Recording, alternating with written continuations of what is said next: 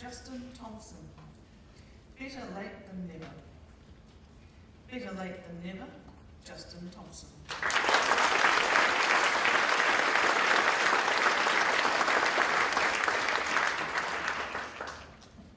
And the cat's in the cradle and the silver spoon. Little boy blue and the man in the moon. When you're coming home, Dad, I don't know when. But we'll get together then, son. Who can forget the timeless The Cat's in the Cradle by Harry Sharpley? About a father who never had time for his son, and a son who never had time for his father. Contest chair, my fellow Toastmasters and guests. My mother Maria would always refer to my father as being a magician. Boom! He disappeared when I was just 2 years old, never to be seen again. I learned of his passing in 2014. Yet how ironic, in that same year, I became a father. It was August the 11th, the birth of my son Roman. We're at the hospital, and a voice keeps renting space in my head. What do you know about being a father? You never had one. Suddenly my thoughts are broken while my wife Haley squeezes my hand in total agony. Ah! The midwife runs into the room. Oh my dear, I haven't heard a scream like that in a while. That was me.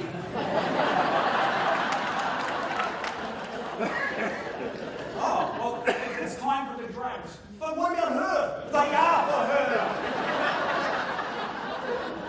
As my boy arrived, I just wanted to lift him into the air like, you know, Rafiki in The Lion King. No, Tigonyama! Too much? But as I held my boy, I promised that I would always be there. I would always have time. Leave me, darling. Raise your hands, mums and dads. Now that's easier said than done, right? Because I was struggling with time. So much to do. We hadn't even left the hospital. So I decided to phone a time management expert. Hello? Mum? How did you do it? How did you raise 6 kids, hold down 2 jobs, and still manage to spend time with us? What's the secret? Mum said, "Kia kaha, boy. Be strong. That's easy. Rum and coke." The phone went silent. You kids grew up with nothing. The only savings we had was daylight savings. But the one thing I never wanted you to miss out on was my time. Because I knew I'd never get it back. By the way, don't you forget your Auntie Nancy's 80th birthday. As I hung up the phone, Mum's words made sense. Being a new dad. But it wasn't until becoming a father that it dawned on me. I hadn't seen my relatives in years, and I could hear my conscience in the form of my wife, Haley. You better go, better late than never. I arrived at my Auntie Nancy's 80th birthday, and as I went up to give her a hug, I felt this push against my chest. "Who are you?" I thought she was joking. "Auntie, it's me, Justin." "I don't remember." I turned to my Uncle Alan. "Auntie doesn't remember me. Alzheimer's?" My uncle looked at me. "Justin, we haven't seen you in years. Did you forget about your family? Maybe you're the one with Alzheimer's."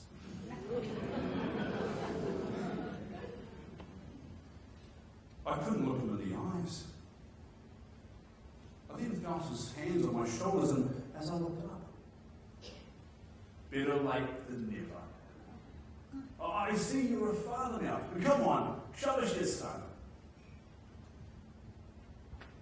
I stayed the entire day with my Auntie Nancy, and it reminded me of what Thomas Kempis, the 18th century writer, said, that when a person is out of sight, it's not long before they are out of mind.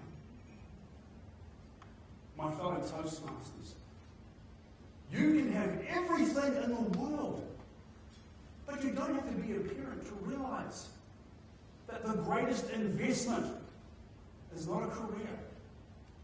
It's not a bank account. It's the time you put into your relationships. Because without those, you have nothing. When was the last time you picked up the phone and you called that someone that you've been putting off? A friend, a parent. That's someone. You know who. You've always known. Look, bridges are burnt, but you can rebuild those. Grudges are held. Let them go. It's what you do with your time that truly counts. Is there someone out there today that you can reconnect with? Pick up the phone. Better late than never. And the cats in the cradle and the silver spoon. Little boy blue and the man in the moon. When are you coming home, Dad?